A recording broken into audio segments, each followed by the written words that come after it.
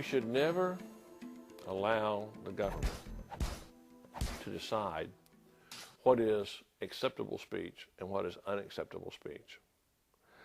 We should penalize behaviors, not opinions, and not speech.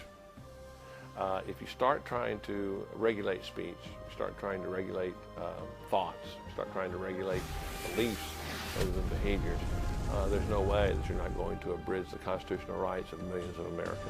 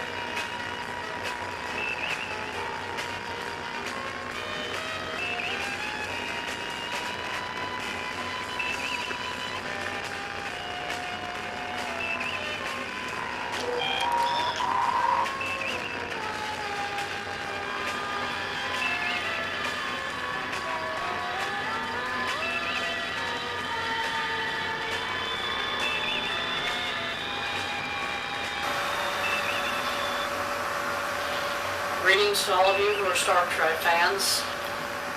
I have tried in the past to look up images about the very first release of the cage that was actually, it was marketed on VHS. Now you're going to see the picture of the video cassette tape. This is the very first one that Gene Roddenberry ever made in identifying the cage as a storyline for the pilot. And my inquiry to this video is, why is it that when he did the first Cage VHS release, it was in 1986, why did he believe there was only black and white footage left of the Cage? And within 3 years, they released a full color version. And then they say, well, it looks like they had it in the vaults of Paramount, but they did not tell Gene Roddenberry about it. So he went through the process and the cost of doing a video where he introduced the pilot, talked about it, and said this: the black and white scenes are all that's left of the Cage, the pilot. Then 3 years later, all of a sudden, there's a color version that comes out. My question, folks, is why didn't Roddenberry know about it in 1986? Did the Paramount people all of a sudden say, you know, there was such a great response to this, we should go and looking for the color version? Because if they release color for the Menagerie, that means somewhere there had to have been a color print of the Cage. And when Gene Roddenberry doesn't know about it, that doesn't make sense to me, folks. So I decided to do this short video and ask everybody, how do you explain for 3 years between the one that Gene Roddenberry did and then the color version of the Cage is released, why he didn't know that there was a color version of that pilot? I have found television specials that were done around 1990 90 or so, maybe around that time frame. This is when he introduced the Next Generation television series. They did a special, and it was an overview of the first Star Trek, and also they interviewed the cast from the Next Generation. And the irony is they aired that full color version on television around 1990. This is right after they did the VHS release of that full color version. And I initially thought that they had aired it even before Roddenberry released his black and white version of The Cage. But then I found out, no, it was released in 1986, and then when they aired it, it was about 4 years later. And the point being made here is that somewhere, somehow, Roddenberry was never told that there was a print that was totally colorized, and it still survived. And there's been no explanation about that. When they marketed the color version on VHS, there was no introduction as to how did this color print come about, where did it come from, how come Roddenberry didn't know about it. It's all of a sudden, it's there. And then rumors spread on television, in news magazines or in sci-fi magazines. Another print was found all of a sudden, and it's just like, boom, it's there, and that's the end of it. And that's the reason for this video, is to say either somebody deliberately kept Gene Roddenberry in the dark that print still existed of the full color version, or that the color version that's now available was colorized. There's either one or another issue here. That the print was found and Roddenberry wasn't told before he did his own version, or that they colorized it because they saw how much of a public response there was to seeing the color version. And there is, to this day, I can't find any explanation for why was the print, how was it found, why was it not told to Gene Roddenberry within 3 years' time. It's like, sounds like more than coincidence that in that time frame they found it. They didn't tell Gene Roddenberry. Because don't you think Gene Roddenberry would have gone back and done another introduction? Wouldn't Gene Roddenberry have said, well, wait a minute, I just did one and it was in black and white, and now there's a full color version? I think Gene Roddenberry would say, hey, wait a minute, I just did the wrong thing. I told him there was no color version. He didn't go back and redo it again. So either Paramount was like, that's money, Mr. Roddenberry, we can't afford to do that, or that they didn't want him to know about it. They figured we'll make more money, we'll just spend all that money to do the introduction, we just release it, that's the end of it, we're not going to talk how did it come about, boom, that's it. So that's the real point of my video, folks, asking the simple, basic question, how come Gene Roddenberry never knew The Cage had a color version that was complete, and why he didn't take the initiative to redo that introduction if he found out that it existed after he did that intro for the original The Cage, where he showed everybody this is from the menagerie, this is all that's left of the black and white copy. What happened? And then they did something ironic. When Paramount released their DVD set, where they redigitized everything, guess what happened? They put that full color version at the end of that set. It was totally color.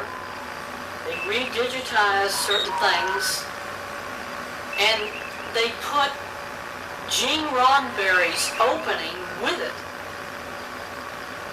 But there was no explanation as to where did all this other color footage come from? You know? Now anybody will say, well, they probably colorized it. No, because they already had a full color version. They still didn't explain Where did that full color version come from? Nowadays, you just say, well, they colorized it. Computer technology. No. Somebody had that color version. They released it in 1989, and they never explained where it came from. That's the video I'm making. Anybody can shed light about what happened, why he wasn't told, what happened about the version that didn't get marketed and they didn't explain where did it come from. Leave a comment. Let me know what this is all about. On behalf of myself, I'm not a Star Trek Trekkie. I did like Star Trek. I liked all the movies. I'm not a fanatic about saying, why didn't they do this in the show? Why didn't they do that?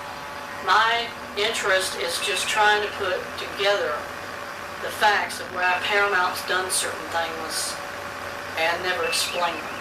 So that's what I hope I've done in this video today. So thank you for watching. Live long and prosper. See how fast I do that, folks? Most people don't know how to do this. Okay, so there's some fans who are like, oh, I can do that. I've always done this. Didn't take me any time at all. I was just like, hey, I can do that. You know. But again, Star Trek was a great show.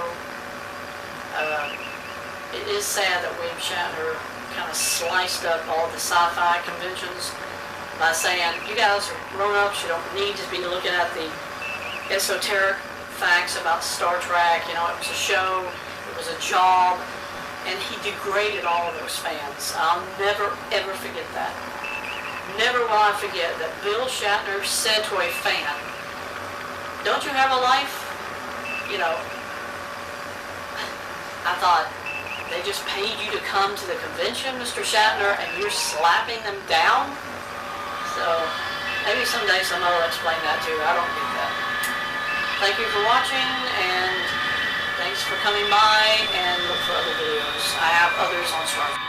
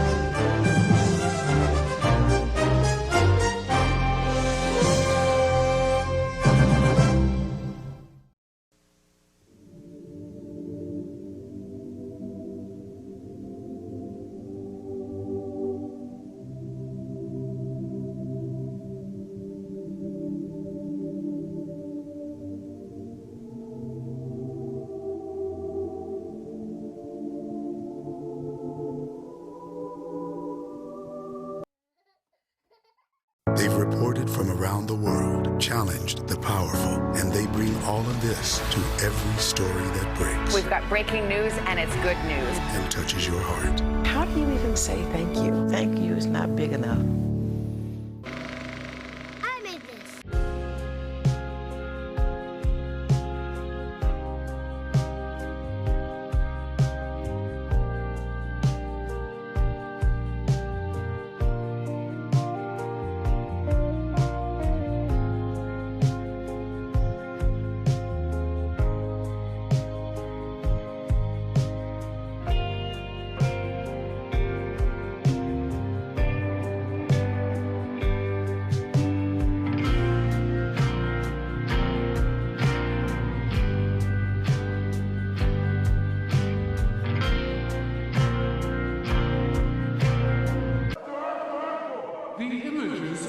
shocks the world.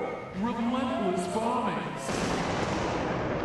Stunned survivors.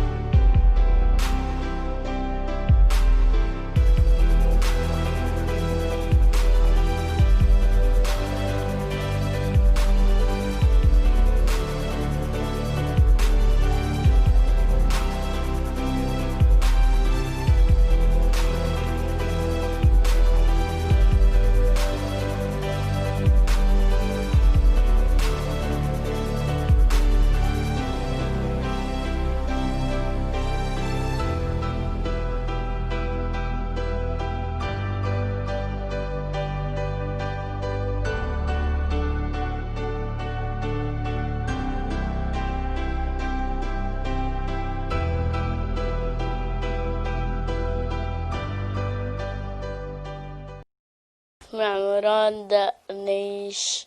قديش عمرك؟ 4 سنين.